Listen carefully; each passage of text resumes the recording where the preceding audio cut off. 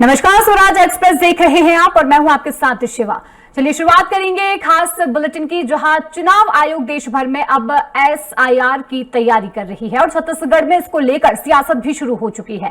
कांग्रेस आशंका जता रही है कि कहीं ये विपक्ष के वोटों को काटने की साजिश तो नहीं, क्योंकि बिहार में कुछ ऐसा ही सामने आया है। जो पीसीसी चीफ दीपक वैज ने तो ये तक दावा कर दिया है कि उनके पास मतदाता सूची में गड़बड़ी के बड़े सबूत हैं। राहुल गांधी की तर्ज पर दीपक वैज अब जल्द ही बड़ा धमाका करने का दावा कर रहे हैं, तो वहीं बीजेपी कांग्रेस के दावों पर अब सवाल उठा रही है। तो आपको बता दें कि एसआईआर की प्रक्रिया शुरू होने से पहले ही कांग्रेस को अब ऐतराज शुरू हो चुका है, जिसे लेकर कांग्रेस लगातार यहां पर सवाल खड़े कर रही है। अपने विरोधियों को नुकसान पहुंचाने के लिए एसआईआर कर रहे हैं, तो ऐसे एसआईआर की कोई जरूरत नहीं है। अभी आज से अगर एसआईआर कर रहे हैं तो आपको मानसिकता बिल्कुल साफ होना चाहिए। एक एक घर में 4-4 हजार 5-5 हजार वोट्स मिल रहे हैं। जो वोट चोर गद्दी छोड़ जो कार्यक्रम चल रहा है उसमें सारी बातें लोग खुल करके बोल रहे हैं।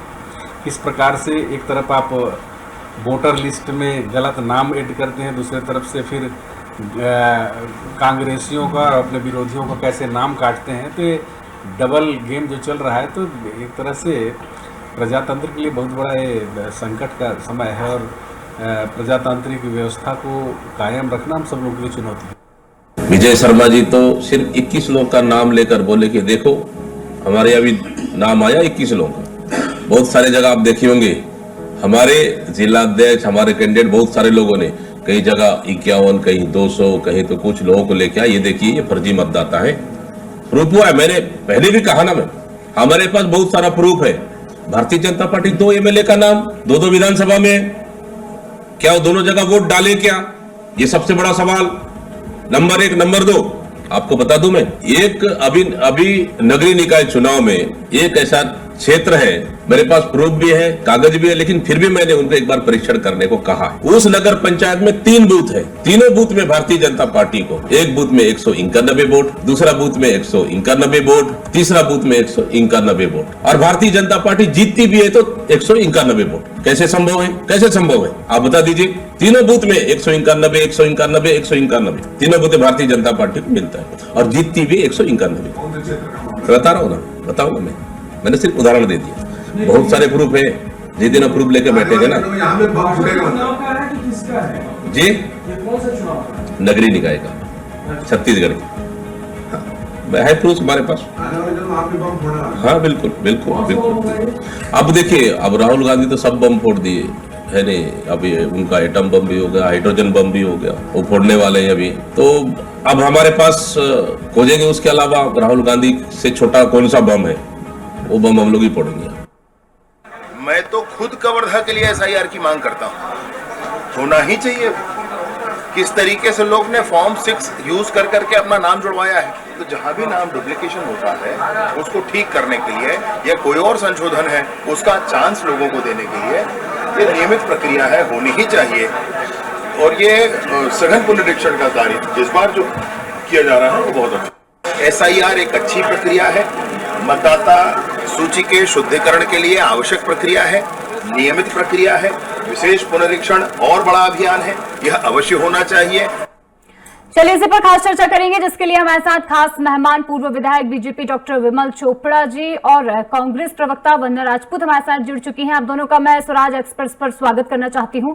और देखिए, आज का हमारा जो चर्चा का विषय है बेहद ही ऐसा चर्चा का विषय है जिसमें कि कांग्रेस और बीजेपी दोनों के लिए ही कहीं ना कहीं अगर देखें तो दोनों ही पार्टियां ये चाहती थी कि यहां पर जो चुनाव आयोग को लेकर सवाल उठ रहे हैं, चुनाव प्रक्रिया को लेकर सवाल उठ रहे हैं और उसमें जो गड़बड़ियों को लेकर सवाल उठ रहे हैं, तो एसआईआर की प्रक्रिया एक ऐसी प्रक्रिया होने जा रही है जिससे ना तो कांग्रेस को दिक्कत होनी चाहिए, ना तो बीजेपी को दिक्कत होनी चाहिए। और चूंकि एसआईआर का मतलब ही वही है कि यहाँ पर जो भी गड़बड़ी चुनाव आयोग के ऊपर जो यहाँ पर सवाल कांग्रेस उठा रही है, और इसी के लिए मैं सबसे पहले वंदना जी आपके पास ही आऊंगी, आपसे ही सवाल पूछूंगी। आखिर एसआईआर की जो प्रक्रिया हो रही है इससे कांग्रेस को क्यों इतनी दिक्कतें हो रही हैं? और चूंकि अब एक सेकंड, इसमें सबसे बड़ी बात यह है कि यहाँ पर दीपक वैज जो है उन्होंने ये बयान दिया है कि वो बम फोड़ने वाले हैं। कौन सा बम फोड़ने वाले दीपक वैज?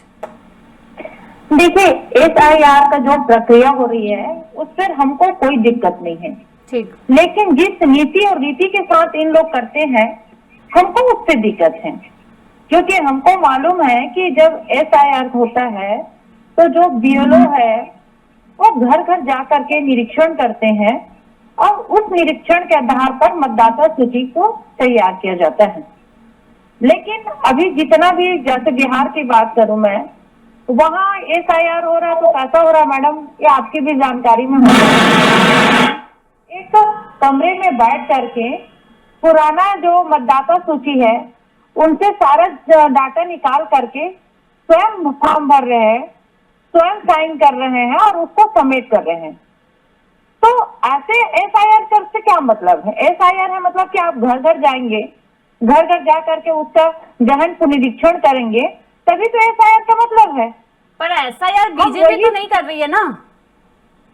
यही तो हम उनको थोड़ी बोल रहे हैं, हम बीजेपी को तो बोल ही नहीं रहे। आप सवाल सुप्रीम कोर्ट पर उठा रही है। देखिए यहाँ पर SIR की प्रक्रिया ना तो बीजेपी के हाथ में है ना कांग्रेस के हाथ में है, वही सवाल है।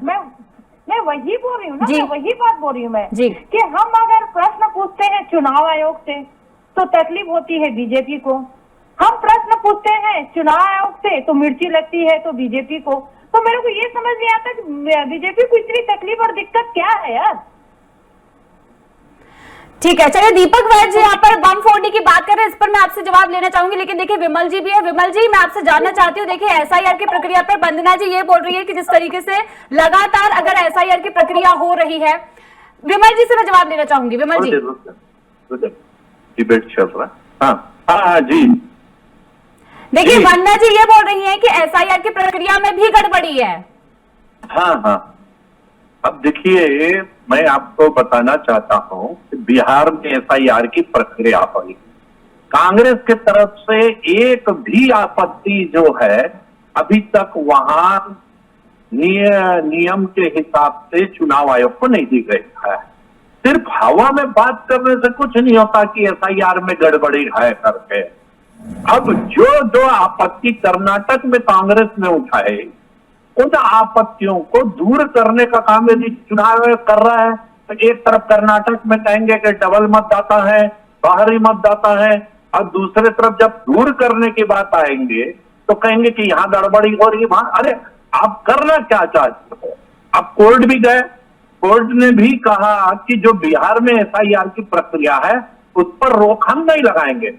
अब यदि कोर्ट पे भी इनको विश्वास नहीं है और कहेंगे कि किसी पे हमको विश्वास नहीं है, तो इनको भारत के संविधान पे ही विश्वास नहीं है। आप चुनाव जीतते हैं उसी मतदाता सूची में कर्नाटक में, और लोकसभा में उसी में हारते हैं उसी मतदाता सूची में, तो प्रश्न खड़े करते हैं। राहुल गांधी जो है चुनाव जीतते हैं मतदाता सूची में और वोट चोरी की बात करते हैं, तो सबसे पहले तो इस्तीफा उन्हीं को देना चाहिए, प्रियंका गांधी को देना चाहिए इस्तीफा, कि हम जो है ये वोट चोरी का जो मामला है इसको लेकर के चुनाव आयोग जो गड़बड़ी कर रहा है, हम इस्तीफा देते हैं। कांग्रेस के सारे सांसदों को इस्तीफा दे देना चाहिए कि मतदाता सूची में गड़बड़ी से हम जो है चुनाव लड़े हैं और महाराष्ट्र में आप जो है वो हार जाते हैं तो प्रश्न उठाते हैं, झारखंड में और तेलंगाना में जीत जाते हैं तो सब चीज बढ़िया है।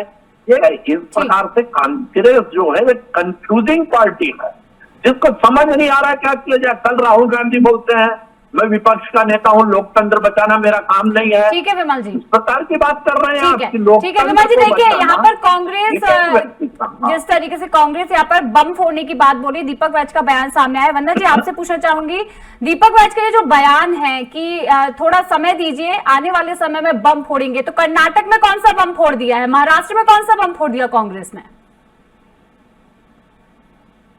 वंदना जी,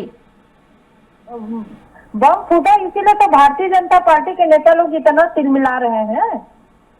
और रही बात छत्तीसगढ़ का, तो आप थोड़ा सा सबको इंतजार करना पड़ेगा। छत्तीसगढ़ में भी जितना यहाँ पर वोटर लिस्ट में गड़बड़ी हुआ है, कहाँ पर फर्जी तरीके से काम किया गया है, हम सारी जानकारी सामने लाएंगे, क्योंकि सत्यता को सामने लाने में थोड़ा सा समय लग सकता है, लेकिन वो सामने थोड़ा सा टाइम लगेगा, लेकिन वास्तविकता तो सामने आकर के ही रहेगा। और रही बात कर्नाटक की बात कर रहे थे विमल भाई, तो हम सबको पता है कि कर्नाटक के एक विधानसभा में हजारों नाम काटे गए थे। और जब इनकी शिकायत हुआ और सीबीआई जब जांच कर रहे थे तो कुछ तथ्य को लेकर के 18 बार चुनाव आयोग को पत्र लिखा गया था, 18 बार। उसमें से सिर्फ एक पत्र का जवाब मिला गया, वो भी ऐसी गोल गोल रानी इतना इतना पानी करके घुमा दिया गया। और आप देखेंगे कि लगातार कहीं न कहीं चुनाव आयोग के द्वारा जो भारतीय जनता पार्टी के जो नेता है उनके साथ का तो साठगांठ है, ये तो प्रमाणित हो चुका है। और कुछ जो प्रमाणित होना बाकी वो भी प्रमाणित हो जाएगा। और रही बात छत्तीसगढ़ में एसआईआर का, तो होने दीजिए, बहुत अच्छी बात है, होना भी चाहिए, लेकिन यहाँ पर भी पारदर्शिता से होना चाहिए। घर घर जा करके गहन पुनरीक्षण करना चाहिए और वास्तविक में जो मतदाता है उन मतदाताओं का नाम मतदाता सूची में रहना चाहिए। लेकिन कुछ समय तो हम ये देखते हैं कि मतदाता सूची में जो व्यक्ति मरा हुआ है उनका नाम रहता है और जो व्यक्ति जीवित है उनका नाम हटा दिया जाता है। यही तो गड़बड़ी है मैडम। लेकिन वंदना जी, जिस तरीके से कांग्रेस का जो रिएक्शन, जो प्रतिक्रियाएं सामने आ रही है, वो तो अब सीधे सीधे तौर पर एसआईआर को मात देने की बात है या फिर सुप्रीम कोर्ट पर सवाल करने की बात है। जब तक एसआईआर की प्रक्रिया नहीं थी तब तक यहाँ पर चुनाव आयोग गलत था कांग्रेस के लिए, बीजेपी गलत था कांग्रेस के लिए, तो उसी पर यह सवाल हो रहा है। वंदना जी, चलिए ठीक है, विमल जी क्या जवाब देना चाहेंगे आप वंदना जी को? नहीं, मैं एक तो कितने कंफ्यूज है कांग्रेस के नेता। ये सुनिए, आप अभी वंदना कहते हैं कि चुनाव आयोग की भाजपा के साथ साठगांठ है, और फिर बोलते हैं भाजपा जवाब क्यों देती है। अरे आप आरोप भाजपा पे लगा रहे हैं साठगांठ है, चुनाव आयोग तो भाजपा बोलेगी नहीं। यानी आप कुछ भी आरोप लगाते रहे और चुप रहे, सुनते रहे आपका। दूसरी बात, अभी कल जो राहुल गांधी ने कहा कि 6000 मतदाताओं के नाम ऑनलाइन हटाने का प्रयास किया गया, असफलता मिली। तो असफलता यानी हटाया नहीं जा सकता, वो 6000 लोगों के नाम नहीं हटे, ऑनलाइन नहीं हटाया जा सका। और जिसको चुनाव आयोग ने इतना पुख्ता वो किया है कि ऑनलाइन कोई नहीं हटा सकता। आप भ्रम तो फैला रहे हैं कि 6000 लोगों के नाम हटा दिए गए करके। ये कहते हैं ईवीएम हैक होती है। अब बनाया ईवीएम को इन्होंने खुद चालू किया अपने शासन में। अब चुनाव आयोग ने 10 बार इनको बुलाया कि ईवीएम को हैक करके बताइए, आप आ जाइए यहाँ पे, लेकिन ये भाग जाते हैं दूर दबा के कि नहीं हम नहीं देंगे। अब एक शपथ पत्र देने की बात है कि आप शपथ पत्र नहीं देंगे, ठीक है, चलिए चोरी हुई तो एफआईआर तो कराएंगे ना, चोरी हुई आप एफआईआर कराइए, सुप्रीम कोर्ट जाइए, लेकिन ये सिर्फ झूठ बोलने के सिवाय कुछ नहीं कर सकते। हर मतदान केंद्र में कांग्रेस का BLO 2 जो है वहां नियुक्त है, वो देखता है कि मतदाता सूची में कोई गड़बड़ी तो नहीं है। तो मेरे को लगता है कि कांग्रेस के सारे BLO 2 जो हैं वो भ्रष्ट हैं, दिख चुके हैं, या वो काम नहीं कर रहे हैं, या वो जाकर के मतदाता सूची को देख नहीं रहे हैं। ऐसे लोगों को पहले कांग्रेस सरकार जो लाखों BLO 2 है आप। ठीक है वंदना जी से हम जवाब ले लेते हैं। वंदना जी, देखिए जिस तरीके से अभी विमल जी ने जो जवाब दिया उससे ये तो मतलब साफ हो रहा है कि मतलब कांग्रेस को, अगर यहाँ पर कांग्रेस जीत रही है तो वोट ज्यादा हो गए, या अगर बीजेपी जीत रही है तो वोट ज्यादा हो गया, और अगर कांग्रेस हार रही है तो वोट चोरी हो गए। मतलब अपने सहूलियत के हिसाब से कांग्रेस यहाँ पर चुनाव करना चाहती है, ऐसे ही है क्या वंदना जी? देखिए, वास्तविकता क्या है ये विमल भाई भी जानते हैं, लेकिन मजबूर है कि वो भारतीय जनता पार्टी के प्रवक्ता के पद पर, इसलिए वास्तविकता तो सामने नहीं रख पाएंगे। तो उनका मजबूरी समझती हूँ मैं।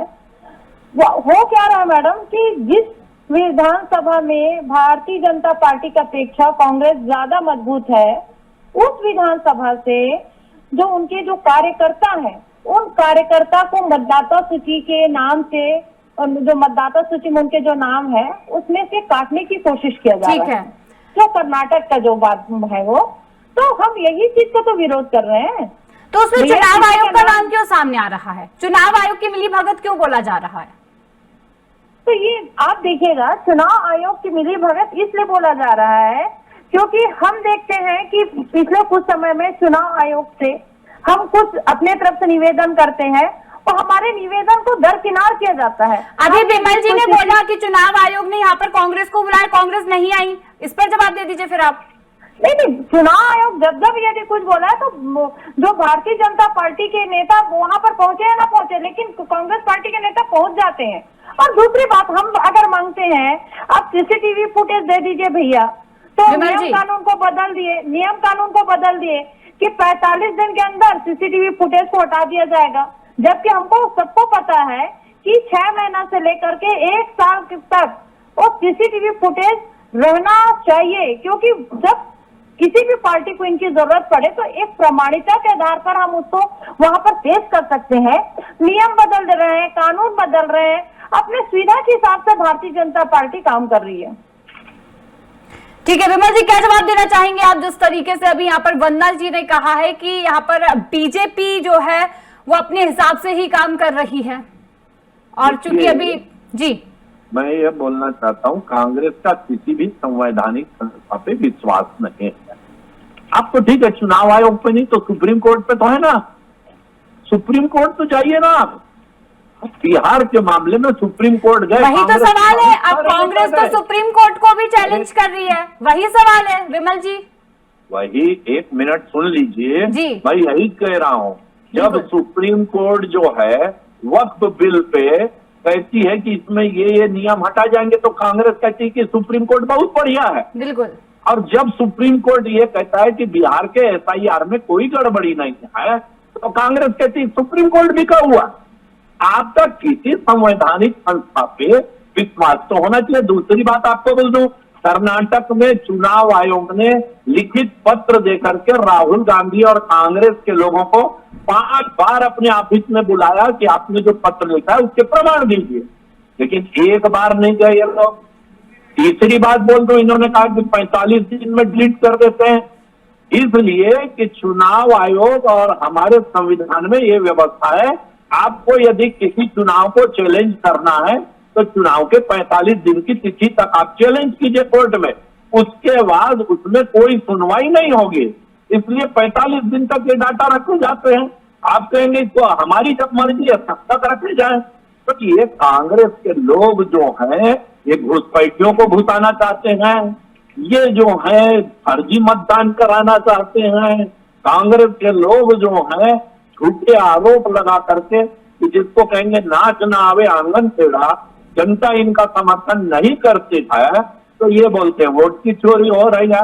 अरे भैया, वोट की चोरी होती तो भारतीय जनता पार्टी 303 सीट से 240 में नहीं आती। बिल्कुल विमल जी, देखिए यहाँ पर एसआईआर की प्रक्रिया का मतलब ही यही है कि जिस तरीके से चुनाव आयोग पर सवाल उठाए गए, चुनाव प्रक्रियाओं पर सवाल उठाए गए, तो ना बीजेपी की ना कांग्रेस की, बल्कि यहाँ पर चुनाव आयोग में जो गड़बड़ियां जो यहाँ पर सवाल उठाए जाए थे उसे सही करने के लिए एसआईआर की प्रक्रिया लाई गई है, और इसीलिए आगे के चुनाव के लिए पहले से ही तैयारी की जा रही है। चलिए फिलहाल हमारे साथ इस खास चर्चा में बनने के लिए विमल जी आपका और हमारे साथ इस खास कार्यक्रम में बनने के लिए आप दोनों का ही बहुत बहुत धन्यवाद।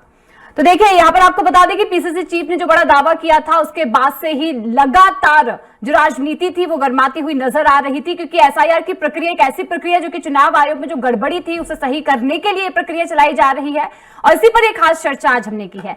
चलिए फिलहाल इस चर्चा में अभी के लिए इतना ही, लेकिन और भी खास जानकारी के लिए लगातार बने रहिए स्वराज एक्सप्रेस के साथ। नमस्कार।